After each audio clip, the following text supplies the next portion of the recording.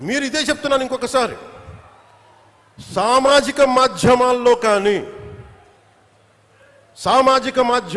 కానీ విదేశాల్లో కూర్చొని వాగే వాళ్ళతో సహా ఇక్కడ కూర్చొని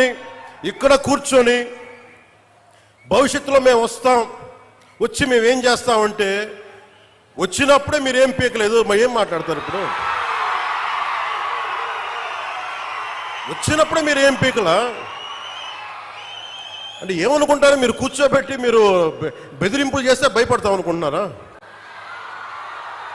దానికి మేము ఒక్కడు చిన్నప్పటి నుంచి కూర్చొని అమరజీవిని గుండెల్లో పెట్టుకున్నాడంటే వాడికి ఎంత పిచ్చి ఉంటుంది? ఏ మ్యాడ్నెస్ ఉంటే ఇలా వస్తాం మేము?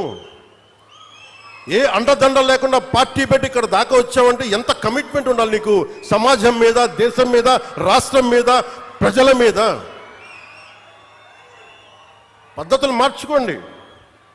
ఒక మాట అనాలంటే అనండి, తప్పేం లేదు. డెమోక్రసీ ఇది, ప్రజాస్వామ్యం. ఖచ్చితంగా అనండి. అనడానికి కొన్ని గీతలు ఉంటాయి. గీతల్ని దాటి మాట్లాడితే మీ చేతికి మళ్ళీ ముద్రలు వేయడానికి ఏముంది? అలా మాట్లాడే వాళ్ళు చెప్తున్నాను ఇప్పుడే.